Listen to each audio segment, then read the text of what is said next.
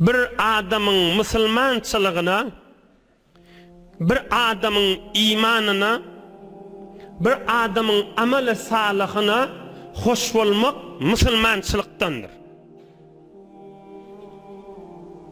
Er-rida bil kufri kufrun. Bizim akidamızda var, bizi ustadlarımız okudukturlar.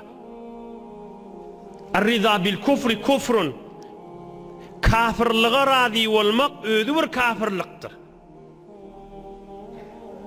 Bir adamın Müslümançılığına hoş olmak, bir falani tövbe ediptir mi? Hudaya şükür elhamdülillah. O tövbe ediptir ha. Den doğunu dedesi de dahisi de hiç de diyorsun eşitiptir falani tüylemeyini akça böyle koyya mescide var ya yaşı tefsiri gel ya üşmeli elhamdülillah tüyleme berekallah. Görsen daha da sana berekallah vermek Müslümançılıkta bulmul yağdaydır ha. Hak Resulullah'ın edip onlara hoş oluşunu ödedi. Şolun sorap duruşunu, Müslümançılığa hoşluğunu görüp Peygamberimiz artmış da hoş ol. Hatta Hazreti Bilal'ı da ayıttır. Şuları yaxşılığın arttır diptir. Şimdi ihmallığın kulluğu döndü da kærrep yor. Zol aylanıdır gerekli adınız var mı diye ayıt diptir. Bir adamın Müslümançılıkta başka kişinin Müslümançılığına hoş olmak vazifemizdir. Ne kadar gelirler var, ne kadar zinanalar var, ilunumuzun içinde arzular fakat bir gün adam bir namaz okuysa, bir mescide giderse, bir Müslümançılığa bir koşulasa, ne kadar erkek adamlar var, arzular bir gün bir zinanası ayttırman namazın okuysa da deyip. Tüs Müslümançılıkta şu. Hakikat Peygamberimizin üstünden gelen imanın eseri da şu. Hakikat Peygambercanın üstünden gelen bir yani bir miras hükmünde gelen zat da şu. Yani bir adam şumal ayrılsa oğluna mal yetiyor da Peygamberimizin biz Müslümanlara yeten bir zat da o da ne mi? Bir adam kov olsa şunu beğenmek. Peygamberimizin yeten bir kılık, Peygamberimizin yeten bir nur, Peygamberimizin yeten bir iman, Müslümançılık, bir rahmet da Müslümanlığın kursağını bağda şu. Bir qovulanna özün şoňa qowul beginmeli. Bir dinden daşalsa vah näjir adamdy. O da inni pasıklara goşulýarmy, namazyny dogurdurmaýam, diýip öz ýüreği narahat bolsa, Müslümançylykda şo. Ýa-kan adamlar wa bir ogly, ýa gyzy, ýa geliniň namaz okyp durşuny görse, ýüreği ýarylajak beginip başyna. Ýa-kan oglanlar wa inem bir adam bolsun na bir inem bir Müslümançylykda ýürüýsün na diýip icmaat özüm gören oglulumdan baş gözünden ýaş akyp ağlaya ahunjan şu inem bir dogurja bir Müslüman bolup ýaşasy da diýip nämelimden gelýär men diýip ağlaya da gözünden ýaş akyp da bu gözünden dökülip da tüs Müslümançylykda şu Peygamberimizden gelýän bir miras bir tereke, bir kalan mal bölünmeyemi, eyni Peygamberimizden kalan zat yetmek da şu. Ulukon bir nığmet da şu. Men bir dedim bir haram zattır etberasa ahuncan bizi näsek olur kam dişi otila.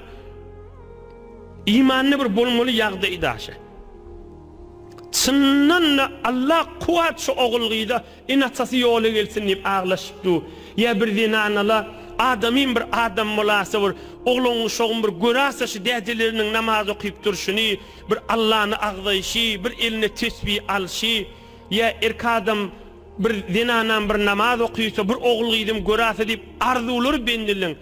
Tüs yürekten aydiyan, Huday şu bendilere kuvat versin.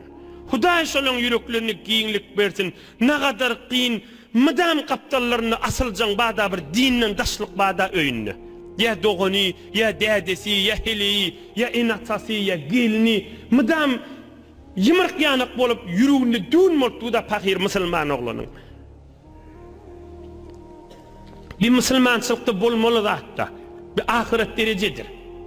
Gör Resulullah canın ahlakını, bila içeriğin görürünü, dışarıda da olsa şeyle. Hey Türkmen hacı dedeler, hey uluqan adamlar, Müslümançılıkda sizin elbette Allah'ın yanına vazifenizdir ha. Bir yaş oğlan mescide gelse, şon gözün kıyığı bilen gözlemani, şona ağılık hep aytmani, şon utandırmasızlık vazifendir. Belki şon teşvik etmeli. Çınnan Müslüman, çın imanlı adamda, biz yaşı halkın içine gezipmez. Salih haftat doğdan beri 20 yıl, 23 yıl olupdur. Bay hevcilik mescide, ovalara, Horasanna, Gülistanna, her ovalarda her yahan akbariyaz. Bir çın imanlı, ahun mollu daha öyle. Yaşullu va, şu cavan oğullara berekella veriye. Aslında şu yaşullara satışında yürüğün giyini yiyada. Yüreklerinin, gözlerinin, yüzülerinin nur tökülüptü da. Berekella veriptü, ay gayrat edin deyiptü. Hulasa şu cavan oğlun namazı girin ne olur? Asılcan kefi yok da şun kaptanına. Bir zat edeyin şu mescidi gelmer yanık bolsun diyen akta. Çın Müslüman şol. Allah'ın yanına aziz şu kıyamette ulukon derece yeter şol adamla inşallah. Bir Müslümançılıkta bolmalı da hatta başka bir yerinin Müslümançılığına hoş olmak. Ha bir gün gelir erti etberer diyecek da sen. Hemen bir yaş oğlan geliyor da ay becerikli kalıva geliyor rahim. Erti bir gün yen bile yine etber ya rahim. O sana mana neyme? Bir gün gelse de peyda da koy bir gün bir iman neyme diyen görsün na. Yaş olayt yanına. O bir gün koy gelsin mescide gelsin bir nur neyme, iman neyme. Şon yüreğini bir Allah'dan bir bereket da şon kursağına damar dökülür şu birce namazı da birce gedek de Allah deyse. Hudayın nur dökülür rahim üstüne. Sen men elimde derahim cennet beheştin kapsını açar ve alıp oturacak mı başka kıştalacak gelmenini bir bolacak rahatlamışlar. Bilinmelidir bir yaş oğulları Müslümançılığa giyri verse, tövbe ediverse berekella vermelidir. Allah kuvvet vermelidir. Bir Müslümançılıkta vazife abi lazımdır boynumuza. Resulullah can işte görneme yağdayla gelyemin evraksi şeyinle. Ohum bir vaqtda bir Müslümançılıkta bir qissaca haqlaydiyin qissarak geçeyin. Bir adam tövbe etse, amel salih etse, yüreğine bakilçılık düşse näme? Bir adam qowu olupdur da sen bilýän aşon qowuda atdygyny, öz-özüň yüreğine bakilçılık düşse, şonu ak yolşy. Şon yüzüne aytmaly berekella Allah kuvvet diýmeli. İçindäki bakilçylygyny ýuýada şo. Ohum şon hakkında da hayır dua etmeli. Ol sen içindeki bakilçılık o öz elinde de onu şeytan okluyor. Şon arasında gezişine, imanına, Müslümançılığına şeytan bakilçılığı oklasa ne etmeli? Hudaya şona kuvvet verdi, şon hakkında hayır dua etmeli. Mel'un şeytan hasadet, bakilçılık yüreğine oklanına qaharil, narahat bolur, idin zahmeti hiç bolur yani. Biz bir adam qowulunna sen yüreğine şon qowluğuna bakilçılık gelse estağfurullah etmeli. Hudaya şon tövbesinde dursun nimeli. Şon yüzüne de berekella etmeli. Ya bir qow adam günah etse, ya bir qow adam ma da günah etye. Sen de yüreğine beğenmek düştü şon günahsine. O da bir gün düştüm becire günaha deyip özüdün beğenyen bir Müslümanla bolmalı yağdaydı da şonu hovluqman estağfurullah Hudaya. Şeytan men yüreğime oqlavati, men on günahsini beğenvatin estağfurullah. Hudaya şona tövbe nasip et diýmeli. O içindeki günah hut yuwulýa da şoň menen.